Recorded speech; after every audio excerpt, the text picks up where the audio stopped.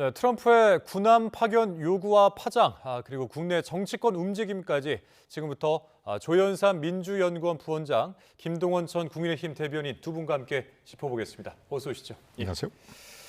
자, 미국과 이란 이 중동 사태 조기에 좀 종식이 될 수 있지 않을까 하는 기대감도 사실 가졌는데 뭔가 이렇게 전세가 계속해서 확장되고 있는 듯한 모습이 좀 보입니다. 두 분도 이제 관심을 갖고 좀 지켜보고 계실 것 같은데 이런 상황에서 이제 트럼프 대통령이 호르무즈 해협에 군함 파견을 이제 요구를 했습니다. 5개국에 대해서. 5개국에 보면은 이제 영국, 중국, 프랑스, 일본 그리고 이제 우리나라가 포함됐거든요. 어떻게 바라보고 계십니까? 현재 상황. 일단 공식적인 요청이 들어온 부분은 아니죠. 지금 그러한 메시지가 나오긴 했으나 아직까지 그러한 부분들에 대해서 구체적으로 살펴볼 그런 시점은 아닌 것으로 보여지긴 합니다. 그렇지만 그럴 가능성이 있어 보이기 때문에 정부 차원에서 이 부분에 대해서 어떻게 진행을 하는 것이 적절한지에 대해서 아마 심도 깊은 검토가 필요해 보이기도 하고요. 여러 가지 측면에서 지금 호르무즈 해협이라는 것은 우리 국내 사정상 꼭 필요한 지역이긴 합니다. 지금 원유를 수입을 하는 우리나라 입장에서 그 부분 항행의 자유가 반드시 필요한 부분이기도 하고요. 예. 이를 위해서라고 한다면 일정 부분 미국의 입장에 대해서 공감하는 부분도 있긴 하지만 근데 이것은 다른 문제가 아니에요. 자칫 잘못하면 우리나라 자체가 전쟁에 휩쓸릴 수 있는 그러한 사안이 될 수가 있는 부분입니다. 호르무즈 해협이 어떤 곳인가요? 폭이 넓어봤자 제일 좁은 구간에는 34km 정도밖에 되지 않는 굉장히 좁은 구간이에요. 예. 자칫 잘못하면 이란의 그런 대함 미사일이라든가 아니면 드론 공격에 노출될 수가 있는 가능성이 굉장히 높습니다. 이미 이란은 그 부분을 경고하고 있는 상황 아닌가요? 그렇다고 한다면 이 부분에 대해서 사실상 미국이 참전 요구에 준하는 그런 요구라고 한다면 이것을 받아들일지 그리고 그런 부분들에 있어서만큼은 국익을 최우선시로 두고 좀 심도 깊게 신중하게 판단하는 그런 필요가 있지 않을까 싶습니다. 예. 자, 트럼프 대통령이 뭐 이런 말을 또 남겼습니다. 호르무즈 석유 공급을 받는 국가들이 좀 직접 관리를 해야 한다 이런 주장을 편 건데요. 그렇습니다. 어떻게 들으셨어요? 예, 이번 호르무즈 봉쇄는 미국만 해당되지 않는다. 미국 일은 포함해서 미국은 물론 다른 석유를 공급받는 모든 국가들이 공동으로 이것을 인식을 해야 된다. 이런 메시지가 담겨 있는 것입니다. 그중에서 한국은 호르무즈를 통해서 70% 이상의 원유를 공급받고 있는 거의 직접적인 연결이 돼 있기 때문에요. 정말 발등에 불이 떨어진 상태인 거죠.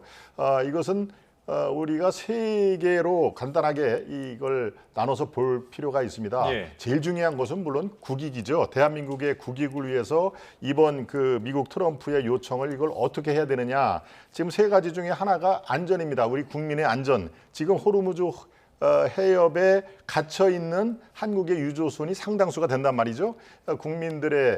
대한민국 국민들이 다 그 유조선 안에서 일을 하고 있고요. 그러니까 대한민국 국민의 안전 문제가 하나가 있고요. 두 번째가 바로 경제 문제입니다. 이 석유의 안정적인 공급이 지금 위협을 받고 있는 데서 이것을 어떻게 타개를 해야 되느냐. 세 번째가 바로 동맹이죠. 한미 동맹. 면에서 이것을 어떻게 동맹이라는 건 무엇입니까? 한쪽이 위협을 느낄 때 도움을 요청하면은 거기에 참전이든 지원이든 이 지원을 해야 되는 게 바로 동맹 관계입니다. 그러니까 이 동맹 관계, 우리의 경제, 안전 세 가지가 지금 복합적으로 돼 있는데요. 아마도 요청을 거부하기가 매우 어려운 실정은 분명합니다만은 이게 상당히 전략적으로 접근을 해야 합니다. 지난번에 한미 어떤 그 관세 협상을 할 때 졸속이라는 그런 평가가 있듯이 상당 부분 국민과 국회의 동의를 거쳐야 된다라고 하는 명분으로 이것을 시간을 끌을 필요가 있다. 시간을 끌는 도중에 바로 이번 이란 전쟁이 또 중간에 돌연 멈출 수가 있는 것이기 때문에 대한민국의 국익을 위해서는 이 세 가지 그 조건을 잘 고려를 해서 상당 부분 전략적으로 임할 필요가 있다. 이렇게 우선적으로 말씀드립니다. 예, 일단은 뭐 지목당한 그 5개국 가운데 중국 같은 경우에는 좀 즉답을 피했고요. 그리고 이제 일본 같은 경우는 현행 그 일본법상 그 아래 그 자위대 함정을 중동에 보내는 건 좀 굉장히 좀 어려운 일이다. 이런 입장을 이제 밝힌 건데 글쎄요, 이제 이런 그 각국의 어떤 반응들에 대해서 좀 평가를 해보자면 어떻게 말씀해 주실 수 있을까요? 우리나라 입장에서도 다른 나라들의 그런 경우를 살펴봐야 될 문제라고 하겠죠. 앞서 말씀하신 것처럼 일본의 경우를 살펴볼 필요가 있는 것이 일본은 어떻게 보면 지금 미국과의 관계가 굉장히 절실한 부분이고 그 부분을 굉장히 강조하고 있습니다. 그럼에도 불구하고 적극적으로 트럼프 대통령과 미국 정부의 이런 요청에 대해서 즉각적으로 응하지 않을 가능성이 좀 굉장히 높아 보이기도 하죠. 법률적인 테두리 안에서 본인들이 하기 곤란한 사정이 있다는 부분을 지적을 하고 있습니다. 저는 이 부분도 함께 충분히 참고할 필요성이 있지 않을까 싶습니다. 지금 앞서도 말씀을 드렸지만 이것은 단순하게 군함을 파견하는 문제가 아니라 자칫 잘못하면 이란과 미국의 그런 전쟁의 그 한복판에 들어가게 되는 것이고요. 예. 전쟁의 당사자가 될 수도 있는 문제입니다. 그렇다고 한다면 이것을 뭐 정치적으로 동맹 관리 차원에서 파견하는 것이 적절한지 이 부분에 대해서는 깊게 한번 논의를 해봐야 될 필요성도 분명히 있는 것이고요. 우리나라도 마찬가지예요. 군함을 파견하는 것은 정부가 결단을 내린다고 해서 할 수 있는 부분은 절대 아닙니다. 이것은 단순한 분쟁 지역이 아니고요. 전쟁 지역이에요. 전쟁 지역에 군함을 파견하는 것은 정부가 결정할 것이 아니라 국회의 동의와 비준을 받아야 될 사안이라고 보여질 여지가 분명히 있습니다. 예. 그렇기 때문에 그러한 측면에서 함께 충분히 시간을 두고 신중하게 검토할 필요성이 있다라는 것을 참고할 필요가 있지 않을까 싶습니다. 우리나라 같은 경우에는 이제 청와대가 요청 하루 만에 이제 입장 표명을 했는데 한미 간에 이제 긴밀히 소통을 하고 그 안에서 신중하게 검토해서 판단하겠다. 그러니까 당장 뭔가 이렇게 결정을 내리기보다는 한미 간에 이제 조율에 방점을 좀 찍은 듯한 그런 주장인 것 같은데요. 그렇습니다. 예. 청와대의 제1성이 상당히 신중론으로 보여지죠. 한미 간의 긴밀히 소통을 통해서 신중히 검토하고 판단하겠다. 아주 원론적이고 신중론에 가깝습니다. 그만큼 이 사안이 매우 복잡다기한 그런 그 측면이 있다는 얘기입니다. 아까 제가 세 가지 그 안전, 경제, 한미 동맹 이런 관계를 복합적으로 고려를 해야 된다 이런 말씀을 드렸습니다만은 사실은 이 청와대도 함부로 이렇게 결정을 하지 못하는 게요. 중국은 여기에서 군함을 파견한다 가능성이 제가 보기에는 제로에 가깝습니다. 문제는 이제 일본인데 일본도 일본 현행법에 따라서 이 자위대 군함을 보내는 것은 매우 어렵다라는 성명이 나왔습니다. 그러니까 일본도 마찬가지고 더더군다나 우리 한국은 이미 지금 전시 상태이기 때문에 여기에 까딱 잘못하면 참전국으로 분류가 될 가능성이 매우 높으면은 이거는 장기적으로 볼 때 대한민국의 국익에서도 맞지가 않습니다. 웬고하니 바로 이란이 언제까지 지금의 전시 상황에 머무르지는 않을 거 아닙니까? 상당 부분 지날 경우에는 바로 이란 시장이 또 개방이 됩니다. 체제가 정비가 되고 그러면은 이란 시장이 개방이 될 때 한국이 진출할 때 이란에서 적대시 될 가능성이 매우 높다. 이런 걸 상대로 여러 가지 이 함수 관계를 풀어야 되기 때문에 어려운 것인데요.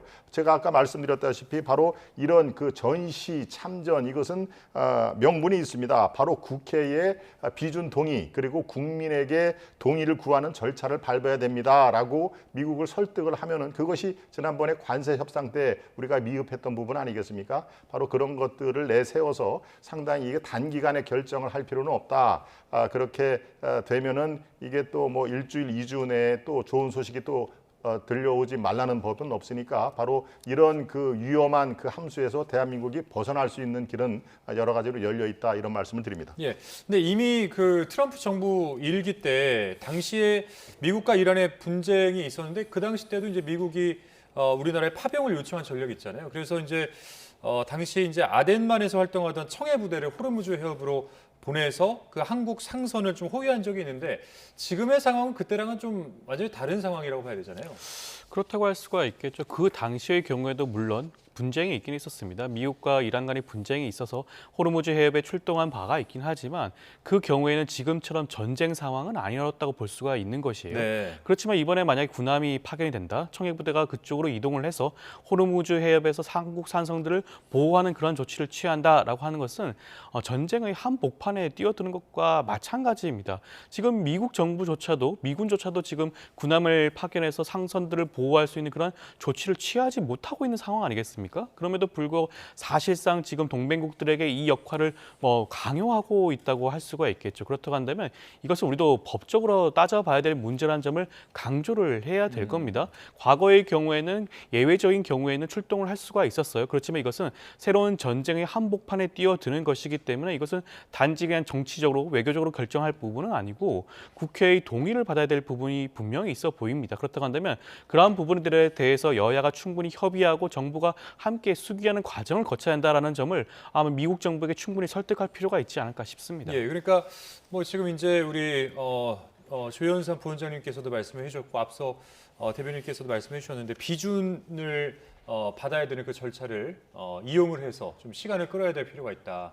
그러니까 좀 이거를 자세하게 살펴보면은 그 당시에 그 청해부대 같은 경우는 독자 작전이었지만 이번에는 이제 다국적군의 일원으로 활동하게 되는 것이어서 이게 그렇기 때문에 비준이 필요한 겁니까? 절차상? 그렇습니다. 기본적으로 지금 상황은 2000년에 비해서 확실하게 구별이 되는 게 지금은 전시 상황이라는 얘기입니다. 그 당시에는 전시 상황이 아니었죠. 바로 2000년 1월입니다. 이 아덴만에 있는 우리 청해 부대가 활동 반경을 넓혀서 페르시아만을 걸쳐서 호르무즈 해협으로 이동을 하고 그 작전 수행도 대한민국 상선을 보호하기 위한 것이니까요. 그 당시에는 크게 어떤 그 문제가 없었습니다만 바로 지금은 미사일이 날아가고 이란의 핵 미사일을 제거하는 그런 분명한 목적이 있는 전시 상황이기 때문에 우리가 섣불리 이 군함을 파견한다 그럴 경우에는 참전이 되는 것이기 때문에요. 바로 국회 비준 동의안이 꼭 필요한 그런 사항이 해당이 됩니다. 그러니까 지금 상황에서 국민의 동의를 구하고 국회 비준 동의 절차를 해야 되는 그런 상황이기 때문에 미국과의 어떤 그 조율 이런 것들이 바로 당장 뭐 일주일 내에 열흘 내에 이게 해결될 문제가 아니기 때문에 예. 우리가 피해 나갈 구멍은 있다. 즉 그게 바로 아주 고차원적인 함수를 푸는 문제임에도 불구하고 시간을 우리가 충분히 확보를 하면은 우리가 크게 위험에 노출되지 않을 수도 있다 이런 말씀을 드립니다. 예. 자, 그리고 저녁 6시쯤 우리 국민 한 200여 명을 태운 공군 수송기가 무사히 귀국을 했습니다. 참 다행이다는 생각을 드는데 이 부분에 대해서는 이렇게 아마 보셨을 겁니다. 어떻게 지금 보셨는지 한번 의견 여쭤보겠습니다. 예. 많은 국민들이 걱정을 하는 부분이었죠. 교민들이 지금 사실상 전쟁터 한복판에서 귀국하는 그런 조치를 취하지 못하고 있었던 부분 아니겠습니까?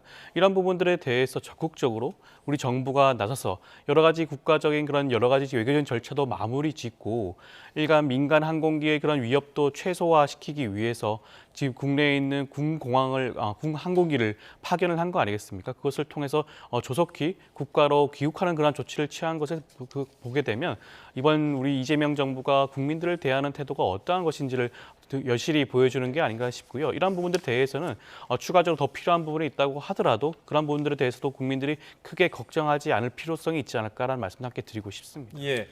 자, 이번 작전명이 이제 사막의 빛이란 이름으로 붙여졌었다고 합니다. 그래서 이번 이 수송 작전에 조종사, 그다음에 뭐 정비사, 의료진, 그러니까 다 해서 이제 병력이 한 60여 명이 투입이 됐고 또 영공 통과를 위해서 10여 개국의 협조를 받았다라는 제가 설명을 좀 더 추가적으로 드리겠습니다. 다행이다라는 생각이 들고요.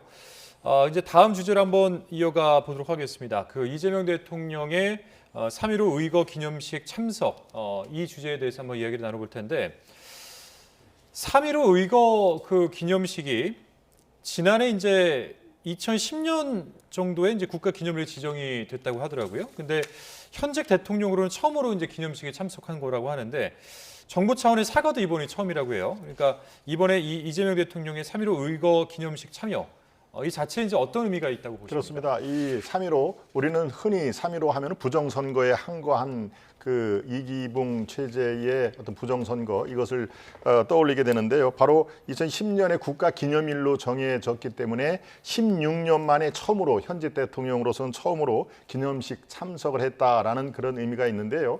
예, 국가 권력으로부터 무고하게 희생된 국민들의 넋을 유료한다라는 그런 그 명분으로서는 저는 대통령 참석하는 것을 잘했다고 봅니다. 또 16년 만에 처음으로 이렇게 국가의 최고 지도자가 단 한 명이라도 억울한 그 원혼이 있다면 가서 달래주는 것이 지극히 타당하고 옳은 일이다라는 그런 이 말씀을 드립니다.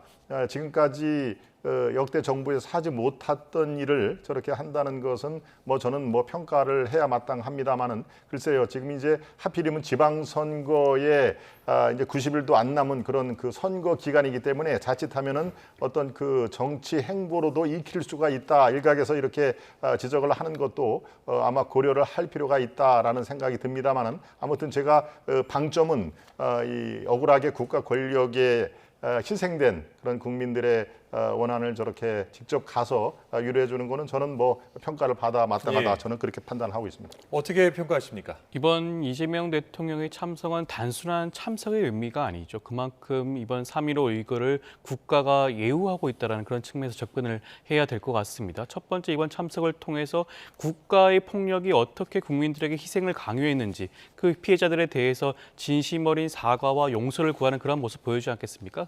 그것이 국민주권 정부의 그런 바람직한 모습이라고 하겠고요. 국민주권 정부가 어떤 정부인가요? 국민으로부터 모든 주권을 양도받은 그런 정권 아니겠습니까? 부여받은 그런 정권이라고 할 수가 있겠습니다. 그 기준점이 어떻게 보면 3.15 의거부터 시작이 되었다. 3.15 의거를 통해서 4.19 혁명이 있었던 것이고요.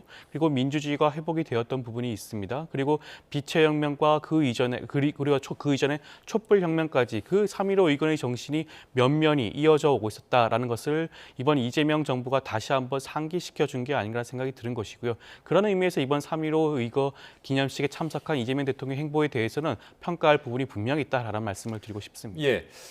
오늘 그 이 대통령의 기념사에서 그 12.3 비상겸 사태가 거론이 됐는데 그러니까 이런 겁니다. 3.15 의거 정신이 이 12.3 비상겸에 맞서 싸운 토대가 되었다. 이런 내용인 건데 어떻게 들으셨어요? 네, 저는 뭐 충분히 예상을 했습니다. 아마도 기념사 제가 쭉 보면서 저것도 내란을 연결을 시키지 않나 싶었더니 역시 그렇더군요. 뭐 좋습니다. 3.15 부정선거 제가 말씀을 드렸습니다마는 그 당시에 김주열 열사 마산상고 1학년 학생이 부정선거를 항거하다가 마산 앞바다에 그 주검이 떠올라서 이런 그 전국적인 기폭제가 됐는데요. 그런 그 정신은 바로 자유와 공정 아니겠습니까? 이 대한민국의 부정선거가 웬 말이냐라고 하는 자유와 공정을 부르짖는 그런 그 젊은 청년학도 김주열 학생을 비롯한 이 쓰러져간 그런 그 영혼들이 원했던 것도 바로 자유와 공정이 살아있는 나라를 만드는 것일 텐데요. 지금 이 대통령은 12.3 비상계엄 내란 이것을 연결을 시켰지만요. 바로 또 시각을 바꿔 놓으면은 바로 그렇게 대한민국의 공정, 자유가 살아있는 나라를 원했는데 지금 이 영면에 들어간 김주열 열사가 대한민국을 바라보면 어떨까? 저는 그런 생각을 해봅니다. 지금 국회에서는 어떻습니까? 입법 폭주가 벌어지고 있죠. 또 사법 파괴 3법이 엄연하게 지금 사심제를 비롯해서 뭐 대법원 증언이라든가 법 왜곡죄가 웬 말입니까? 바로 이런 것들 우리 편이 아니면 다 적으로 돌리는 편가르기 정치를 바로 김주열 청년 열사가 바라보면은 그게 대한민국이 지금 잘 이렇게 세워지는구나라고 생각을 했을까요? 그렇게 생각하지 않은 대한민국 국민들도 상당히 많다라는 점을 유념해 주시기 바랍니다. 예. 자, 이제 또 다음 주제 한번 짚어볼 텐데요. 휴일인 오늘까지도 이 공소 취소 거래서를 둘러싼 여야 공방이 계속 이어지고 있습니다. 그러니까 여당에서는 조작 기소 의혹에 대한 국정조사를 하자. 그다음에 야당은 공소 취소 거래 의혹에 대한 특검을 도입하자. 이런 주장인데 각각의 입장이 어떤 상황입니까 지금? 일단 공소 취소 관련된 거래설에 대해서 살펴보게 되면 그 부분에 대해서는 드러난 사실관계가 전혀 없습니다. 뭐 일부 한 기자가 유튜버 채널을 통해서 그러한 부분들을 지적을 했던 부분이 있죠. 그렇지만 그 어떤 증거도 드러내지 못하고 있고요. 밝혀내지도 못하고 있는 상황입니다. 그렇다고 한다면 거기에 휘둘릴 부분은 전혀 아니죠. 지금 조작 기소의 경우에는 그 증거들이 차고 넘치는 단계입니다. 여러 가지 측면에서는 검찰이 그 당시에 윤석열 정권 하에서 어떤 어떻게 검찰 권력을 휘둘렀는지, 그로 인해서 이재명 당시 당대표에 대해서 어떠한 조치를 취했는지에 대해서는 반드시 밝혀내야 할 부분이 분명히 있는 것이죠. 그렇다면 그 부분에 대해서만큼은 국정조사를 통해서 명명백백하게 밝혀내면 되는 겁니다. 국정조사를 한다고 해서 공소 취소가 되는 건 아니에요. 공소 취소는 법무부와 검찰이 할 수가 있는 부분입니다. 그렇기 때문에 이 부분에서만큼은 사실관계를 드러내기 위해서 국정조사를 진행을 하면 되는 것이죠. 만약 국정조사 과정에서 그러한 사실관계가 드러나지 않는다라고 한다면 공소 취소와 관련된 얘기도 더 이상 나오지 않을 겁니다. 그렇다고 한다면 지금 국민의 입장에서 이번 국정조사안에 대해서 받아들이지 못할 이유는 전혀 없다고 하겠죠. 그 당시 윤석열 정부에서 검찰이 제대로 된 수사를 했다, 제대로 된 기사를 했다라고 생각이 든다고 한다면 국정조사를 여야 합의를 통해서 진행을 한다고 한다면 충분히 그 부분 양측 모두 다 공감할 수 있는 결과 그 부분을 밝혀낼 수가 있을 것입니다. 그렇기 때문에 지금은 거래설과 같은 그런 허황된 내용이 휘둘릴 것이 아니라 예. 조작 기소 여부에 대해서 국정조사를 통해서 명명백백하게 밝혀내는 것이 더욱더 중요한 시점이 아닌가라는 말씀을 드리고 싶습니다. 국민의힘에서는 지금 어떤 입장이십니까? 그러니까 예를 들면은 뭐 공소 취소 거래소 의혹을 좀 해소하기 위해서는 이재명 대통령이 직접 나서야 한다, 뭐 이런 주장도 하는 것 같은데요. 그렇습니다. 당연히 나서야 되죠. 아마 이런 얘기를 할 겁니다. 대통령이 당의 일을 왈가왈부할 수 없다라고 분명히 민주당에서는 얘기를 하고 본인의 일이 연결이 되기 때문에 더더군다나 얘기할 수가 없다 그러는데 본인의 일이기 때문에 더더군다나 얘기를 할 수가 있는 게요. 자, 최근에 이재명 대통령이 이틀 전인가요? 이런 얘기했습니다. 근거 없는 허위 주장을 그대로 옮기는 무책임한 언론은 흉기와 다름없다 하는 얘기를 했습니다. 그런데 바로 이 김어준 방송에 이른바 민주당 세력들이 그렇게 나가고 싶어하는 김어준 방송에서 지금 이 거래설이 나온 거 아니겠습니까? 그런데 가짜 뉴스로 지금 몰아붙이고 있습니다. 이재명 대통령이 한 달 전에 얘기를 또 이런 얘기도 했습니다. 가짜 뉴스에 대해서는 패가 망신을 줘도 모자란다. 즉 징벌적 손해배상을 통해서 완전히 싹을 잘라야 된다. 이런 얘기 하지 않았습니까? 자, 이렇게 되는 마당에서 정말 이게 가짜 뉴스라고 확신이 되면은 바로 본인이 얘기한 그대로 패가망신과 징벌적 손해배상을 해야죠. 그러고요. 지금 상황에서 민주당의 어떤 파벌 싸움, 권력 싸움 양상으로 크게 번지고 있습니다만은 이것을 진정시키는 아주 묘수가 있습니다. 제가 민주당 이재명 대통령께 알려드리겠습니다. 바로 이재명 대통령이 이렇게 얘기를 하면 됩니다. 앞으로 나의 공소 취소는 꺼내지도 마라. 나는 임기 후에 당당히 재판을 받겠다. 왜? 내가 기소된 것은 다 조작된 것이기 때문에 이것은 내가 당연히 무죄가 될 것이다. 나 임기 후에 재판을 받을 테니까 공소 취소 꺼내지도 마라. 그리고 당내에 설치되어 있는 공치모가 마냐 당장 해체하라 라고 얘기를 하면요. 상당한 파벌 싸움이 진정되지 않겠습니까? 이재명 대통령이 나서야 되는 이유입니다. 아니 뭐 이재명 대통령이 이제 당연히 나서야 한다 이런 입장이시면서 어떻게 말을 해야 된다 이런 것까지 지금 코치를 좀 주셨는데 어떻게 들으셨습니까? 이번 그 공소 취소 거래설 의혹은 사실상 실체가 전혀 없는 무책임한 의혹 제기에 불과하다는 말씀을 다시 드리고 싶습니다. 그렇다고 한다면 그 부분에 대해서 이재명 대통령이 그러한 입장을 밝히는 것 자체가 어떻게 보면 말이 되지가 어불성설이라고 할 수가 있겠죠. 앞뒤가 맞지가 않습니다. 존재하지 않았던 그런 의혹에 대해서 대통령이 직접 나와서 입장을 표명한다? 그것 자체가 어떻게 보면 오히려 이런 의혹에 불을 지피는 그런 결과가 될 수도 있거든요. 그렇다고 한다면 이 부분에서는 이미 민주당에서 고발 조치 취하지 않았습니까? 지금 의혹을 제기했던 기자의 입장에서 그 부분에 대해서 구체적인 증거를 제시를 해야 될 겁니다. 그 부분 제대로 소명하지 못한다고 한다면 그 의혹 제기한 것에 대한 책임을 당연히 부담을 해야 되는 부분이라고 하겠고요. 이재명 대통령 그 어느 순간에도 자신의 그런 각종 혐의에 대해서 공소를 취소하라고 주장을 하거나 밝힌 적이 전혀 없어요. 하지 않은 일에 대해서 공소 취소를 할 필요가 없다는 말도 필요가 없는 겁니다. 공소 취소 얘기는 청와대에서 나온 것이 아니라 국회에서 나왔어요. 국회 일부 여당 의원들 사이에서 이러한 부분들이 제기가 되었고요.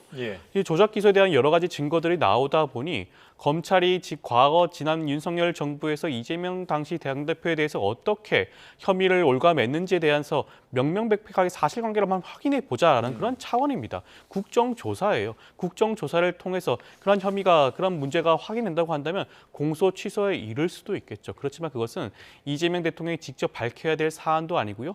밝힐 필요성도 저는 전혀 없지 않나라는 말씀을 드리고 싶습니다. 예. 그러니까 민주당 내부에서도 뭐 관련한 파장이 좀 계속 커지고 있는 그런 상황인데 사실 이제 이 의혹을 제기한 그러니까 전 MBC 기자 장인수 씨가 이제 고발된 이후에 해당 의혹이 제기됐던 유튜브 채널 운영자 김어준 씨죠. 네. 김어준 씨도 이제 법적 책임을 져야 한다 이런 의견이 나오고 있거든요. 그런데 김어준 씨는 뭐 사전 조율이 없었던 그런 멘트다. 그래서 고소 고발이 들어오게 되면은 무고로 맞고소를 하겠다 이제 이런 입장이란 말이에요. 이제 이런 모습들에 대해서는 이제 어떻게 보고 계시는지요? 좀. 네, 김어준 방송이 지금 청와대에 출입을 하고 있나요? 못 하고 있나요? 당당히 청와대에 출입하는 언론 매체로 지금 분류가 돼 있습니다. 그 당시에 약간의 문제가 됐을 때 청와대의 반응은 이렇습니다. 김어준 방송은 이미 모든 인력과 구조가 웬만한 그 언론사 이상이다. 그래서 우리의 그 청와대 출입에 아무 문제가 없다. 이렇게 돼 있습니다. 한번 찾아보시면 나올 겁니다. 그런데 지금 바로 우리가 여기 패널 두 사람이 나와 있습니다만 어떤 방송에서 문제가 되는 발언 또 법률에 위반되는 발언을 하면은 그 패널 문제뿐만이 아니라 그 방송사의 차례대로 보도국장 대표이사가 다 언론중재위원회뿐만이 아니라 소송에 다 걸려 있습니다. 지금까지 그게 수십 건, 수백 건이 다 이 기록이 있습니다. 그런데 바로 편할 때는 청와대에 출입할 때는 정식 언론사로 청와대가 부르다가 바로 지금 이런 상황이 되니까 그건 이 뉴미디어다. 즉 유튜브기 때문에 이거는 고소의 대상이 빠진다. 글쎄요. 귀에 걸리면 귀걸이, 코에 걸리면 코걸이인가요? 바로 이런 식의 자의적인 해석이기 때문에 더 논란이 커진 상황입니다. 그리고 저도 취재를 오래 했던 기자 출신입니다마는 지금 저런 상황에 저런 정도의 메가톤급 그 이슈를 갈 때 진행자가 몰랐다? 그건 천부당 만부당 하죠. 그러고 또 아이고 장 기자 이거 참 큰 특종을 했네. 앞으로 추가 취재 제보가 많이 들어올 거니까 전화 잘 받으세요. 라는 얘기까지 누가 얘기했습니까? 바로 김어준 방송에 김어준 씨가 얘기하지 않습니까? 그러니까 이걸 몰랐다. 앞으로 나한테 들어오는 고소고발은 다 무고죄로 역고발을 하겠다. 글쎄요. 정말 이게 뭐한 사람이 화낸다고 그런 상황이기 때문에 바로 이 파장은 권력투쟁으로 저는 승화될 가능성이 매우 크다. 저는 이렇게 보고 있습니다. 저는 이 부분에 대해서만큼은 김어준 씨도 입장을 분명히 밝혀야 될 필요성이 있다고 보여집니다. 민주진보 진영을 대표하는 스피커로서 역할을 분명히 하고 있는 것이 현실이긴 하죠. 그렇다고 한다면 본인이 진행하는 방송에서 장인수 기자가 사실상 터무니없는 허위 사실에 가까운 그런 보도 내용을 밝혔다라고 한다면 그 부분에서만큼은 어찌됐건 입장을 분명히 밝혀야 되는 것이고요. 그에 대한 사과 방송도 분명히 해야 되는 것이 온당한 것이 아닌가라는 생각이 듭니다. 그럼에도 불구하고 오히려 무고죄를 운운하면서 그렇게 항변을 하는 것은 어떻게 보면 적절하지 않은 모습이라고 하겠죠. 단순한 유튜브라고 한정짓기에는 앞서도 말씀하셨지만 이미 청와대 출입 기자가 포함이 되어 있는 그런 일종의 인터넷 방송국이기도 합니다. 그렇다고 한다면 그 발언의 무게에 대해서 다시 한번 생각해 볼 필요성이 있는 것이고요. 물론 민주당에서 김어준 씨를 대상으로 추가적인 고발 조치에 이를지는 현재로서는 장담할 수는 없지만 그렇다고 하더라도 사전적으로 그 부분에 대해서만큼은 여러 가지 부적절한 의혹 제기에 대해서는 입장 표명과 사과 방송이 있어야 되는 부분이 아닌가라는 말씀도 함께 드리고 싶습니다. 예. 자, 지금부터는 또 국민의힘 내용도 저희가 좀 다뤄봐야 되기 때문에 좀 주제로 넘어가 보도록 하겠습니다. 이정현 공천관리위원장이 사퇴 이틀 만에 복귀를 했습니다. 장동혁 대표로부터 공천 전권을 위임받았다라면서 이제 복귀 의사를 밝힌 건데 이정현 위원장의 복귀는 이제 어떤 의미가 있는 겁니까? 어느 정도 예상이 됐죠. 그 당시에 사퇴하겠다라는 것에 가장 90% 이상의 그 원인은 바로 대구시장 공천이었습니다. 대구시장 공천의 경선을 어떻게 할 것이냐라고 할 때 지금 저 이정현 화면에 공관위원장은 지금 9명이나 나왔죠. 그중에서 5명이 현역 의원입니다. 이 5분의 현역 의원을 다 컷오프를 시키고 이모 후보 이진숙 후보죠. 여기 시청자 여러분 다 짐작을 하셨겠지만 그분을 이렇게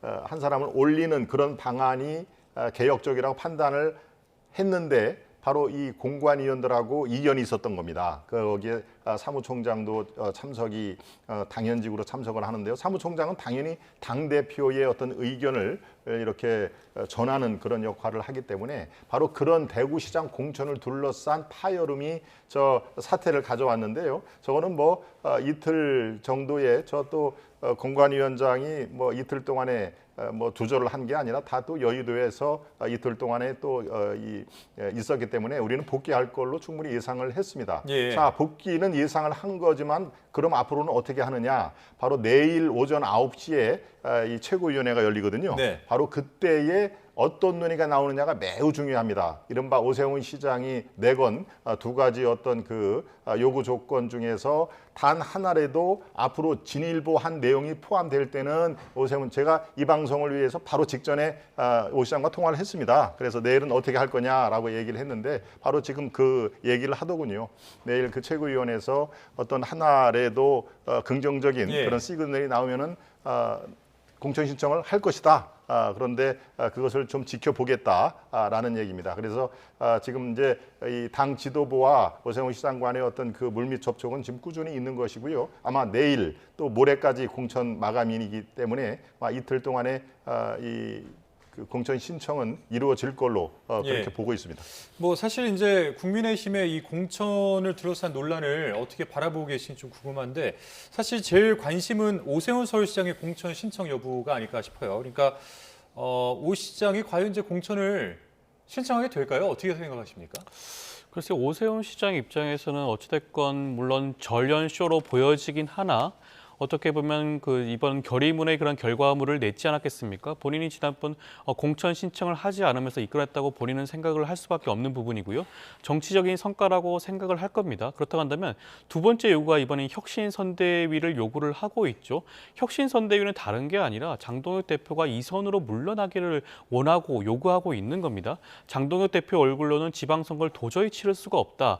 서울시장 선거를 승리할 수 없으니 뒤로 물러나 달라라는 요구인데 예. 이에 대해서 과연 장동혁 대표와 장동혁 지도부가 이를 받아들일 것인가?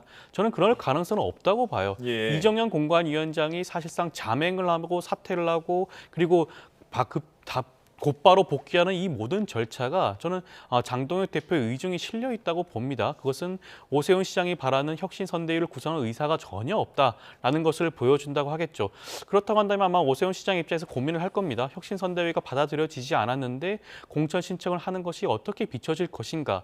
지금 오세훈 시장 입장에서는 지방선거도 중요하지만 지방선거 이후에 구성이 될지도 모를 당대표와 당 비대위에 대해서도 아마 많은 관심이 있을 것이에요. 그렇다고 한다면 과연 자기가 혁신적인 모습과 쇄신적인 모습을 보여주지 않는다고 한다면 그 이유를 기대할 수 없는 부분 아니겠습니까? 예. 그렇다고 한다면 저는 아마 오세훈 시장 입장에서는 쉽게 공천 신청이라는 그런 결정을 내리기도 어려운 부분도 있지 않을까라는 생각도 듭니다. 예.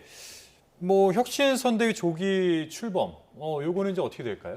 요게 이제 관건일 것 같거든요. 그렇습니다. 예. 지금 혁신 선대위를 조기에 출범하는 문제 그리고 하나의 많은 분들이 지적하는 이른바 윤 어게인을 상징하는 인사들에 대한 인사 조치 이게 이제 두 가지를 요청을 했는데요. 제가 지금 조금 전에 이 방송 들어오기 전에 직접 통화를 오 시장과 했습니다만 예. 무슨 차기 전당대회, 당권, 대권 이런 것은 진짜 머릿속에 없다. 이번 서울시장마저 뺏기면은 정말 국민의힘은 상당 기간 동안 암흑기를 맞이할 가능성이 매우 높다. 그런 절실한 심정이기 때문에 어떻게 하든지 서울시장을 반드시 유지 탈환을 해야 된다라고 하는 그런 그 절박한 심정이었다라는 것을 몇 번을 강조를 하더군요. 그러니까 지금 어차피 선대위는 출범을 하게 되어 있습니다.